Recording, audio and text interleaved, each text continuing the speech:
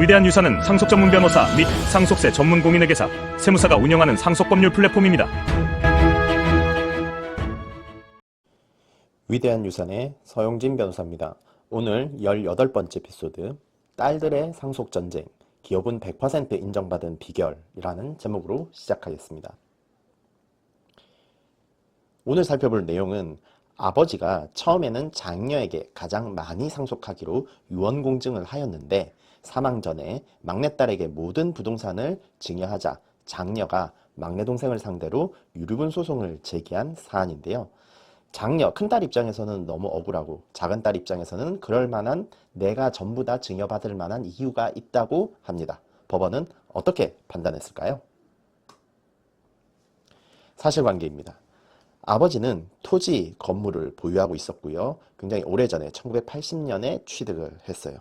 아버지는 유언공정증서를 작성하면서 상속재산 부동산, 위 토지 보유, 토지, 건물, 부동산의 2분의 1 지분은 첫째 딸인 원고 장녀에게, 그리고 각 나머지 4분의 1 지분씩을 둘째 딸, 셋째 딸에게 상속하도록 유언공정증서를 작성하였습니다. 그런데 아버지 사망 전에 부동산 전체에 관하여 증여를 이유로 셋째 딸한테 소유권 이전 능력을 넘긴 거죠. 즉 셋째 딸 피고에게 모두 다 증여를 해버린 사안입니다. 자, 그러자 원고가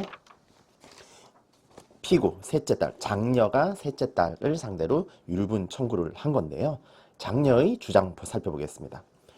원고 주장은 토지 매수 당시 1980년도 내가 매수할 당시에 나는 일하면서 아버지 생활비를 부담했고 결혼자금을 토지 매매대금, 지금 문제가 되는 유류분 반환 대상 토지 매매대금에 보탰다라는 거죠. 그 당시에 200만 원을 보탰다라는 주장입니다. 그리고 두 번째, 그래서 아버지가 내 상속 지분 50%를 인정을 하였고 그래서 공정증서를 미리 작성했던 것이다. 그런데 동생 네가 아버지 모시면서 아버지가 치매였던 점, 그것을 이용하여 증여를 일방적으로 받아간 것이니 동생아, 나에게 유류분 부족액 6분의 1 지분에 해당하는 부동산을 넘겨라 라고 주장을 하는 겁니다.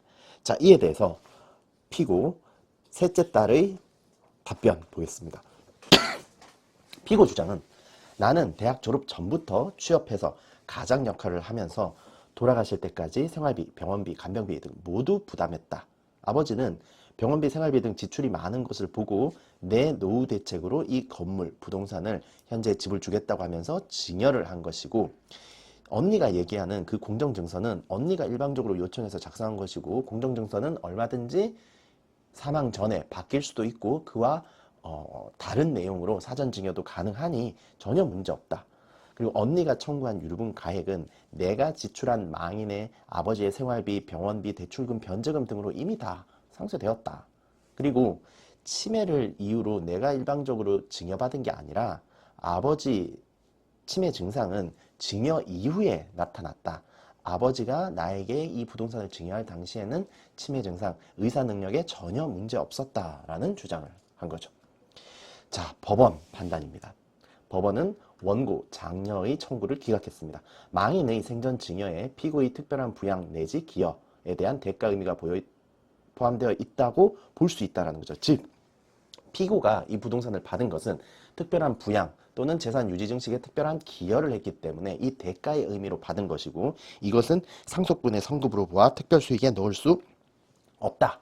따라서 원고의 유류분 청구할 때 유류분 산정 대상에 이 부동산은 포함되지 않는 것이고, 그렇기 때문에 원고 청구 이유 없다로 기각을 했죠. 구체적인 판결 이유 살펴보겠습니다. 판단 이유는 부동산 유류분 산정 산입 여부, 이 부동산에 유류분 산정할 때 그 특별수익으로 보아야 되느냐, 특별수익에서 제외한다라는 거죠. 즉 상속분의 성급으로 볼 수 없다. 그 이유는 다음과 같습니다. 증여 이후에 피고는 대출금 잔액 1억 원을 본인이 전부 변제를 했다. 그리고 병원 진료비 모두 피고가 부담을 했고요. 증여 이후에 부동산 세금, 공과금도 모두 납부를 했고, 다른 상속인 중에서 둘째는 증여에 동의를 했고 유류분 침해 주장을 안 한 사실, 이거 굉장히 중요합니다. 유류분 청구를 할 때 유류분 청구의 산정 대상에 있어서 상속분의 성급으로 볼 수 없어서 특별수익에 포함되지 않는다. 이거는 만약에 다른 상속인들이 이를 인정하고 나는 유류분 청구 안 한다. 왜냐? 이거는 셋째가, 막내가 이 특별수익에 해당되지 않는 특별한 부양을 했고 특별한 기여가 있었기 때문에 이 부동산을 받았다라고 인정하는 것은 피고에게는 너무너무 유리한 증거가 되는 겁니다. 그 다음에 부동산 외에 아버지의 명의 다른 상속재산은 일체 없다. 증여 당시에 치매 증상 입증 안 된다. 증상 없었는 걸로 보인다.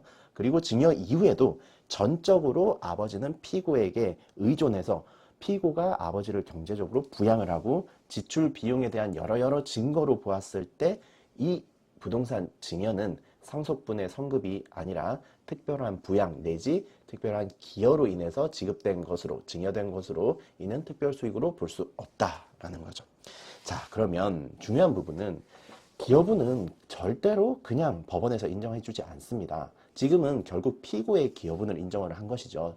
상속분의 성급으로 보아 특별수익으로 인정을 안 한 건데요. 그러면 어떤 증거가 필요할까요?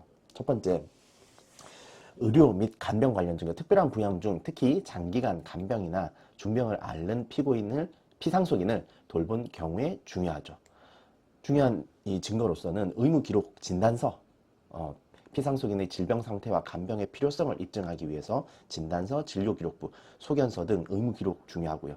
그리고 병원비, 약제비, 간병비 영수증 등 간병 및 부양 비용에 대한 지출 증빙들, 병원비, 약제비 등이죠. 그리고 간병 기록 일지도 중요하겠죠. 간병 기관과 구체적인 간병 내용, 간병 시간 등을 상세히 기록한 자료들. 그리고 중요한 거는 간병인 고용 내역이겠죠. 만약에 전문 간병인을 고용하고 그 비용을 청구인이 부담했다면 고용계약서 및 대금 지급 내역. 일반적으로 간병인들이 그냥 현금으로 받기를 원하죠. 그러면 적어도 이체 내역은 있어야 되겠죠. 그리고 또 중요한 내용입니다. 병원 동행 및 간병 사실을 입증하는 자료예요. 그래서 병원 방문 시에 청구인이 동행했음을 보여주는 기록들, 예를 들어서 주차 기록이라던가 하이패스 사용 내역, 대중교통 이용 기록, 이런 기록 등을 남겨두셔야 됩니다. 이런 부분들이 기여분 인정의 중요한 증거 자료로 사용될 수 있다라는 거고요.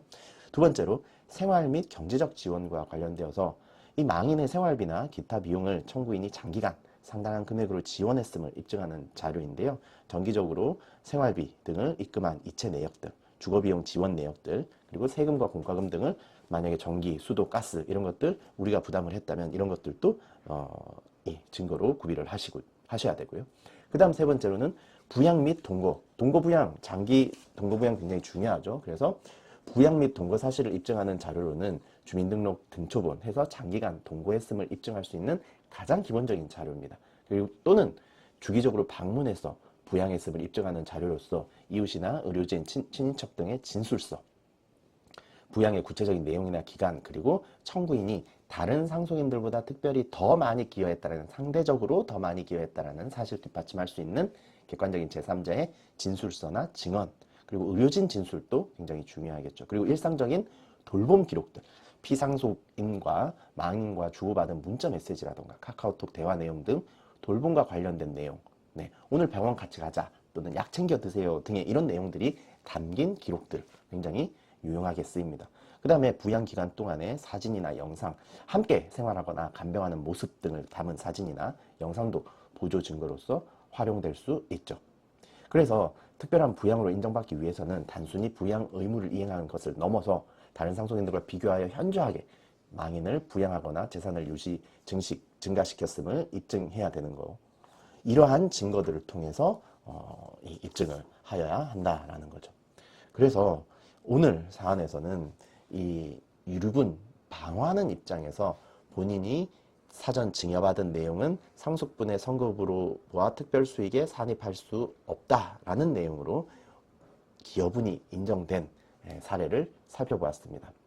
유류분 소송의 성공적인 반원은 단순히 법리 나열하는 것을 넘어서 특별한 기여라는 구체적 사실관계를 객관적인 증거, 제가 말씀드린 이 세 가지 카테고리에 의한 이런 증거들을 토대로 입증해서 실질적 형평의 관점에서 법원을 설득하는 치밀한 과정이죠.